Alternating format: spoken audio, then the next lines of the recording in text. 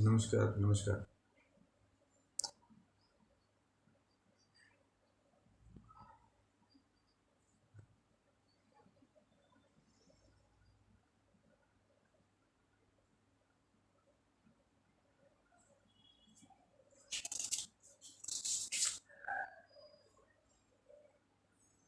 कौन सा 41?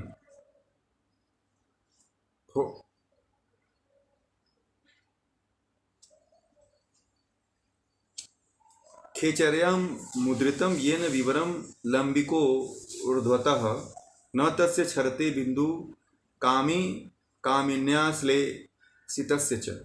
यानी कि इसमें ये कहा है कि जो खेचरी मुद्रा द्वारा जीव को ऊपर की ओर ले जाकर, लंबी को ऊर्ध्वतः यानी कि जीव को ऊपर की तरफ ले जाकर, न तस्य क्षरते बिंदु यानी कि बिंदु को न गिरने दीजिए। क्षरते मतलब नीचे मत गिरने दीजिए। काम काम इन्याश्लेषितस्य च यानी कि उसको बिंदु को गिरने मत दीजिए और उसको रोक लीजिए उसका। और रोकने के बाद ये बात उसमें थोड़ा सा ये बात उन्होंने जोड़ दिया है कि सुंदर स्त्री द्वारा आलिंगित होने पर भी स्खलित नहीं होता है। ऐसा रोक देना है कि रोक देने पे जो है जैसे उस बिंदु को रोक देने पे वो कभी गिरता नहीं है, ये तो बात अलग हो गई। परंतु ये कहते हैं कि जैसे स्त्री पुरुष आदि जब मिलते हैं तो उनके जो है उनके जो मिलन से जो है रज और वीर्य का स्खलन होता है, वह तो हो जाता है। परंतु जब खेचरी मुद्रा कोई साधक लगा लेता है तो कभी भी बिंदु का स्राव नहीं होता है। जो बिंदु का स्राव होता है, जो वहाँ से स्खलित होता है, जो अमृत होता है, वह नीचे कभी स्रावित होकर के नीचे कमर कटी प्रदेश की तरफ नहीं जाता है। ऐसा उन्होंने एक अलंकारिक रूपकता दिया है वहाँ पे कि जैसे अगर कोई खेचरी मुद्रा लगा लेता है तो जो बिंदु होता है, जो बिंदु का जो स्राव होता है, वो नीचे की तरफ नहीं आता है। परंतु जो आम इंसान है, कोई स्त्री पुरुष सुंदर स्त्री के प्रति आलिंगन करते हैं तो रजवीर का जैसे स्खलन हो जाता है, उसमें तो हो जाता है, उसमें नहीं रुक पाता है। परंतु इसमें जो है रुक जाता है। दुनिया की कोई ताकत नहीं होती है कि उसको नीचे स्खलित होने दे। खेचरी मुद्रा इतना ताकतवर होती है कि कभी उस स्राव को नीचे की तरफ नहीं जाने देती। ठीक है ना? तो इसका हाँ,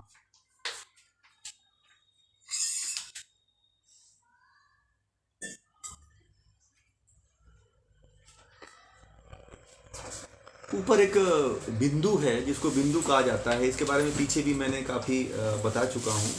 ऊपर जो है आज्ञा चक्र में है, वो कपाल गुहर में, जहाँ से वो अमृत साव टपकता है। ठीक है, जहाँ से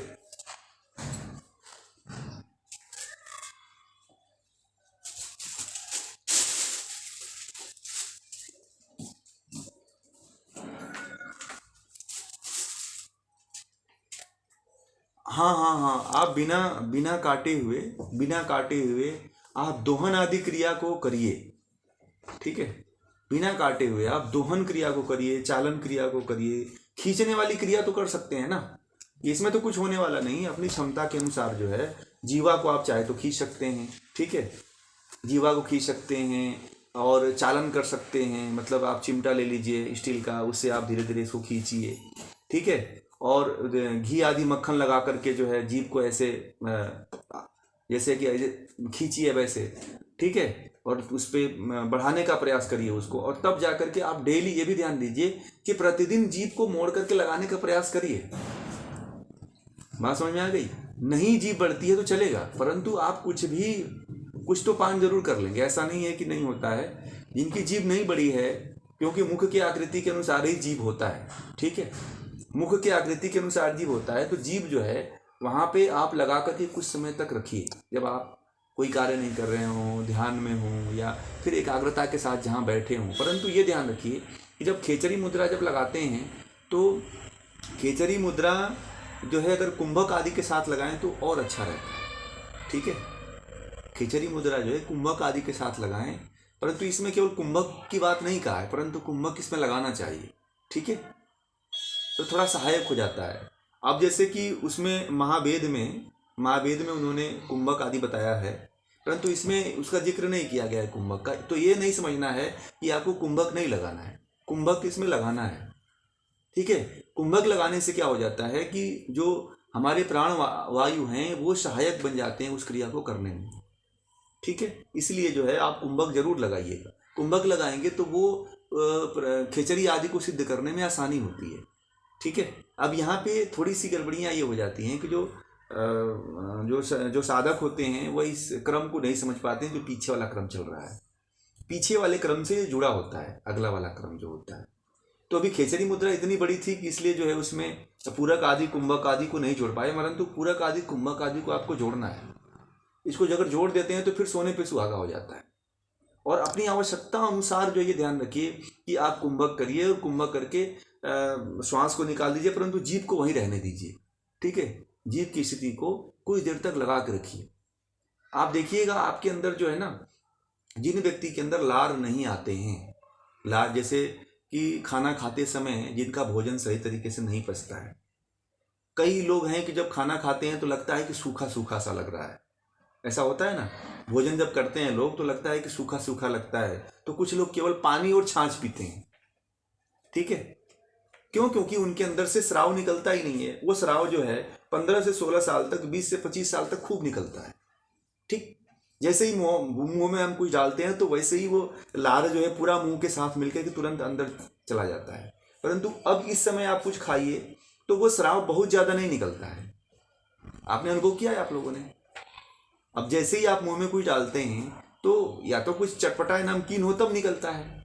आप चटपटा नमकीन की तरफ क्यों दौड़ते हो? मालूम है आपको कि आपके अंदर का जो स्राव है जैसे ही चटपटा नमकीन देखता है वो ज़्यादा निकलने लगता है।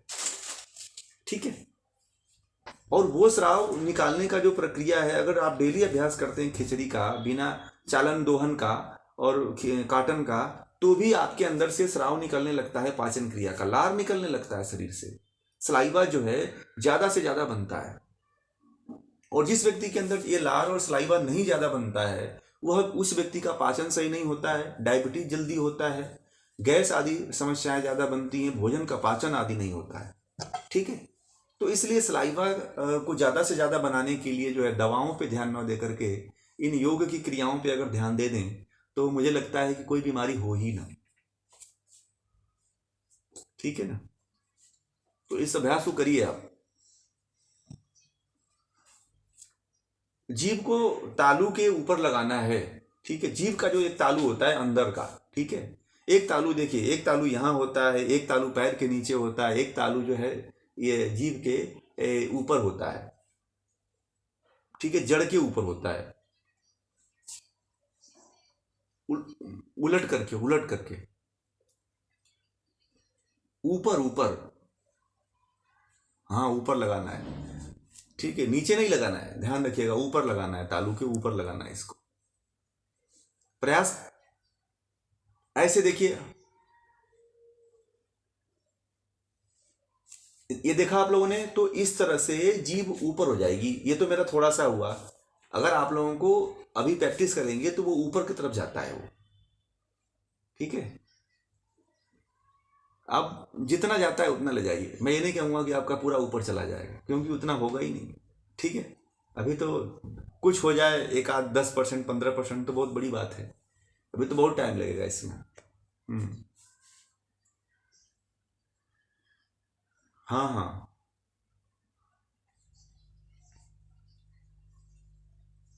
तुरंत पान नहीं होता है, टाइम लगता है। और वो जब जब तक उसके स्थान पे आप नहीं ले जाते हैं जीभ को तब तक वो नहीं समझ में आता है। परंतु ये होता है कि सलाइवा जो 17 प्रकार के जो रस होते हैं, जो 6 प्रकार के जो रस निकलते हैं भोजन के पाचन में, वो तो निकलने लगता है। उसके निकलने में कोई तकलीफ नहीं आती, वो तो निकलने लगता है। ठीक है,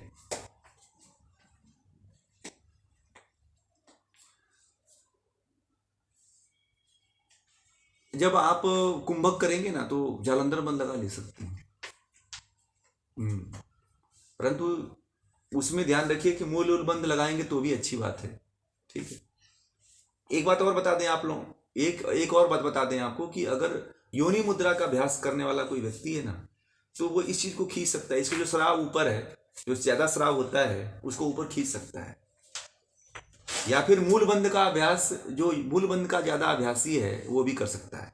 मूल बंध जो ज़्यादा लगाता है वो भी मतलब इसके स्राव को रोक सकता है। ठीक है, तो मूल बंध भी आप लगा सकते हैं। मूल बंध जो है सहायक का कार्य करेगा। ठीक है, तो मूल बंध अगर लगाते हैं तो ज़्यादा बेटर रहेगा कि आप ऊपर का जो स्राव हुआ है, जो नीचे की तरफ जो स्राव हुआ है, आप उसको ऊपर की तरफ खींच सको। तो आपको खींचने की क्षमता एक तो प्राप्त होगी मूल बंध के साथ साथ। मूल बंध और जालंधर बंध लगा सकते हैं आप, क्योंकि जालंधर बंध अगर लगा लेंगे तो एक तो ये होगा कि जो स्राव है वह आप कुछ हद तक रोक लो। ठीक है, जो स्राव हो वहां पे तुरंत आप लॉक कर दोगे। लॉक करने के बाद जो है उसको रोकने की क्षमता आपको धीरे धीरे मिल जाएगी। तो ये जो इसमें बताया नहीं गया है, ठीक है, परंतु पीछे के क्रम से अभी आपने इन्होंने पूछा जो अभी एक प्रश्न अभी इससे पहले जो पूछी थी, तो ये जो इसमें जो क्रम नहीं दिया हुआ है, तो ये आपको ये नहीं मानना है कि इसमें कुंभक नहीं करना है, कुंभक करना है, जालंधर बंध भी लगाना है, मूल बंध भी लगाना है। देखिए, अब एक चीज आप लोगों से मैं ये जानना चाहता हूँ, आपको बताना भी चाहता हूँ कि जो हठ योग का जो उद्देश्य है, जो योग का उद्देश्य है, योग के जितने भी मुद्राएं हैं, जितने भी आसन हैं, जितने भी कुंभक हैं, वह एक से पूरा नहीं होते हैं। ठीक है, वो सबके साथ जुड़ा हुआ है, षटकर्म मुद्रा के साथ जुड़ा हुआ है, आसन बंद के साथ जुड़ा हुआ है। और ऐसा होता है कि मुद्रा सभी से जुड़ी हुई है, बंद से जुड़ी हुई है, कुंभक से जुड़ा हुआ है, आसन से जुड़ा हुआ है, यानी कि सब इसमें समाहित हो जाता है। यही योग है। आप में, योगी व्यक्ति में और व्यायामी व्यक्ति में यही अंतर होता है। कोई आपसे पूछे कि आप योग करते हो, कोई जिम्नास्टिक वाला व्यक्ति आके कहे कि मैं तुमसे ज़्यादा अच्छा आसन लगाता हूँ, मैं तुमसे ज़्यादा अच्छा कर लेता हूँ, मैं ज़्यादा तुमसे श्वास फूंक लेता हूँ, तो आप ये कहिए कि तुम ज़्यादा जिम शरीर को तोड़ मरोड़ तो जरूर लेते हो, परंतु जो हम करते हैं योग में वो नहीं कर पाते हो। क्योंकि आप जब योग करते हो तो उसमें आसन एक साथ लगता है, एक साथ प्राणायाम करते हैं, एक साथ मुद्रा लगती है, एक ही आसन में आसन प्राणायाम मुद्रा षटकर्म सभी हो जाते हैं, साप्तांग अंग पूरा लगते हैं एक साथ में, वह योग है, उसको योग कहते हैं। ठीक है, वह आसन होता है, वह मुद्रा होता है, वह बंद होता है, वह प्राणायाम होता है। आपको केवल आप हाथ खड़े करके ऐसे प्रणाम मुद्रा में खड़े हो गए तो ये केवल क्रिया हुई, ये केवल क्या हुआ, व्यायाम हुआ, इसको आसन नहीं कहते। ठीक है, आसनों में महर्षि पतंजलि ने क्या बताया है, घेरंड ने क्या बताया है, या फिर स्वात्माराम ने क्या बताया है। अब महर्षि घेरंड के जो भी आप आसन करेंगे, ठीक है, जो भी आप आसन करोगे उसमें उन्मनी अवस्था और सांभवी अवस्था लगती है। और अभी तो ये बात अभी केवल पहला स्टेज है, उसमें उन्मनी अवस्था और सांभवी अवस्था के अलावा कुंभक भी लगता है। ठीक है, तो जितने भी क्रियाएं, जितने भी अंग हैं हठ योग के, उन सभी हठ योग के अंगों में सातों अंगों का प्रयोग होता है। ध्यान भी लगता है, प्राणायाम भी होता है, मुद्रा भी लगती है, बंध भी लगता है, सब लगते हैं एक साथ, तब जाकर के एक योग पूरा होता है कोई।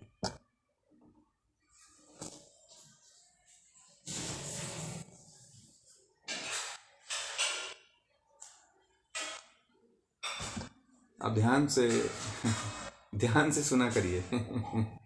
इसमें नहीं, सब में नहीं बताया, मैं ये कह रहा हूं कि ये जो चाहे मुद्रा हो, चाहे मान लीजिए आप मुद्रा कर रहे हो तो उसमें कुंभक भी लगाना पड़ेगा आपको, आसन भी लगाना पड़ेगा, बंद भी लगाना पड़ेगा, षटकर्म की भी कुछ क्रियाएं जोड़नी पड़ेगी। तो एक साथ एक अंग में, एक अंग को अगर आप करते हैं, जैसे आसन के अंग को करते हैं, तो उसमें ध्यान भी लगेगा, कुंभक भी लगेगा, बंद भी लगेगा। इस बात को हमारे समझ रहे हैं कि नहीं आप लोग? कितने लोग समझ रहे हैं इस बात को हमारी? सभी लोग समझ रहे हैं? आवाज नहीं आ रही, 2-3 लोगों का बस रिस्पॉन्स मिल रहा है। हाँ, तो इस चीज को आप लोग समझिए, जो मैं आप लोगों को समझाना चाहता हूं, इस चीज को समझिए। योग यही है कि योग जो है केवल एक, आप क्रिया में किसी क्रिया में चले गए तो वो योग नहीं है। ठीक है, जैसे आपने केवल उठाया और केवल श्वास लिया और छोड़ दिया, तो वो योग नहीं, ये प्राणायाम है ही नहीं। और जो इसको प्राणायाम करता कहता है वो योगी नहीं है, ठीक है, और वो शायद वो योग को नहीं पढ़ा, वो एक इसको केवल श्वास प्रश्वास कहेंगे, ठीक है।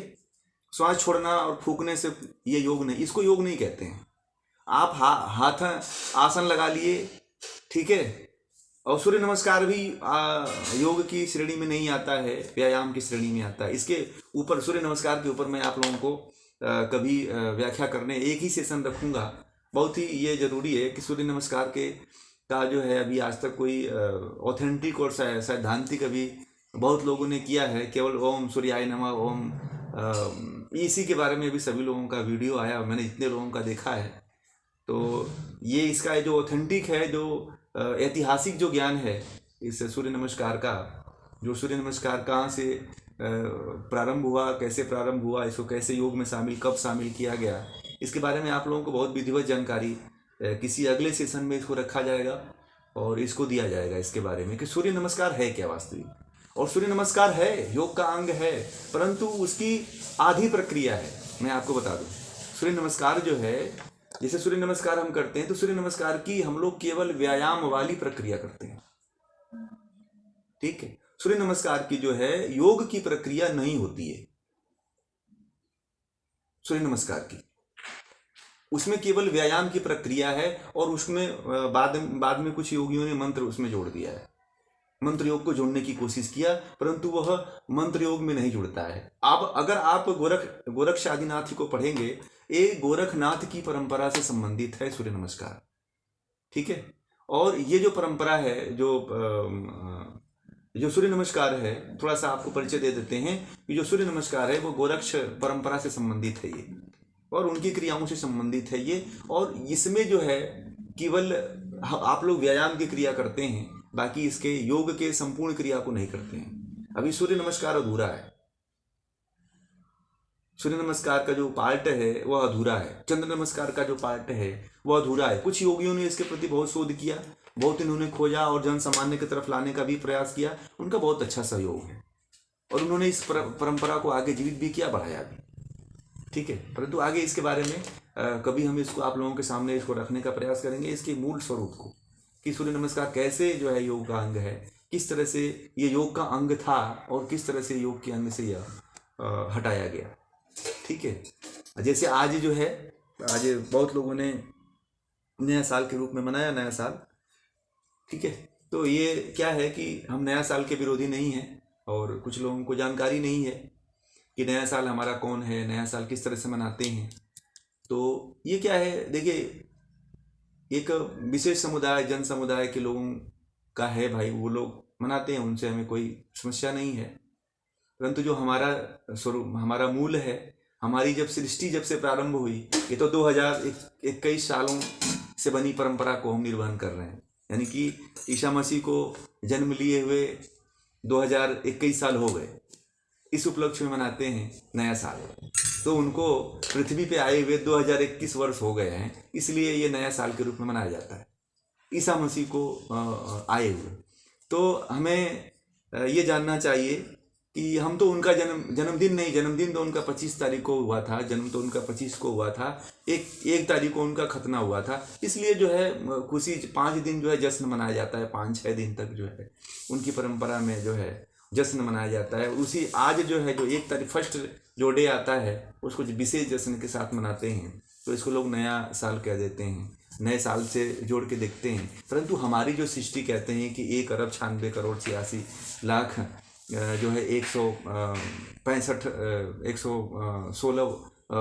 करोड़ वर्ष की है, इतना है। जब से सृष्टि का प्रारंभ हुआ तब से हम जो है नया साल मनाते हैं। वह चैत्र शुक्ल प्रतिपदा को आता है हमारा नया साल, और उस दिन हमें मनाना चाहिए। ये जो हमारा नया साल है जो है, हमको पता नहीं है कि हमारा नया साल कौन है, हम लोग भूल चुके हैं, शायद हमें जानकारी नहीं है इसके बारे में कि हमें क्या मनाना चाहिए। हम केवल भेड़ चाल में चलते हैं, हमें पता नहीं होता है, हम देख करके एक दूसरे का मनाने लगते हैं। ठीक है, बनाना चाहिए किसी व्यक्ति का, किसी कोई संप्रदाय है, कोई योग्य व्यक्ति है तो उसके लोग हैं, उनके लोग तो कोई यहाँ पे है ही नहीं है। अब ईसा मसीह के जानने वाले लोग तो यहाँ पे कोई नहीं है हमारे देश में, फिर भी हम लोग मनाते हैं। ये हम लोगों की एक भारतीयों की एक, इसको क्या कहा जाए, ये एक प्रेम है ना। तो इसके साथ साथ हमें अपना भी याद रखना चाहिए कि हमारा नया वर्ष कौन है और कब मनाना चाहिए, और कैसे हमें उस दिन जो है, उस दिन भी बड़े हर्षोल्लास के साथ उसका निर्वहन करना चाहिए। तो आप लोगों को ये भी जानकारी बहुत ज़रूरी है कि इसका भी आप लोग जानें कि हमारा नया साल कब आता है। पूरे विश्व का, पूरे भारतीयों का नया साल वही है। पूरे विश्व के जितने लोग हैं, जन समुदाय के जितने लोग हैं, उन सभी का नया साल जो है वही होता है, क्योंकि सृष्टि का प्रारंभ उसी दिन हुआ था, चैत्र शुक्ल प्रतिपदा को। तो उस दिन मनाइए, क्योंकि वह अनादि से चला आ रहा है, वह आदिकाल से चला आ रहा है। तो इसको विशेष ध्यान दीजिए।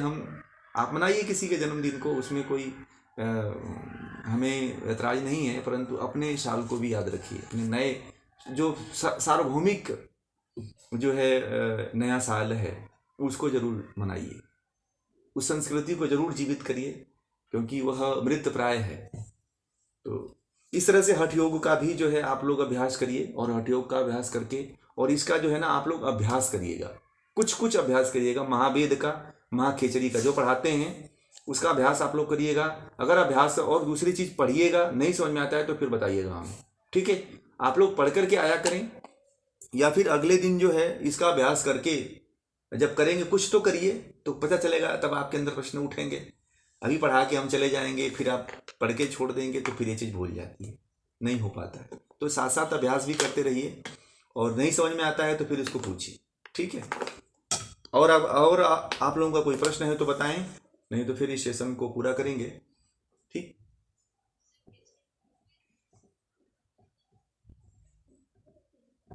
हाँ, आंतरिक कुंभक ही लगाना है। कह रहे अविनाश जी कुछ कह रहे थे। होगा इसको, होगा होगा, इसका भी इसके बाद ही होगा, ठीक है। ठीक है ना, अब कोई प्रश्न नहीं है ना आप लोगों का। तो चलिए इस सेशन को पूरा करते हैं, और एक बार आप लोग जो है ओम का उच्चारण करेंगे, फिर शांति पाठ करेंगे। ओम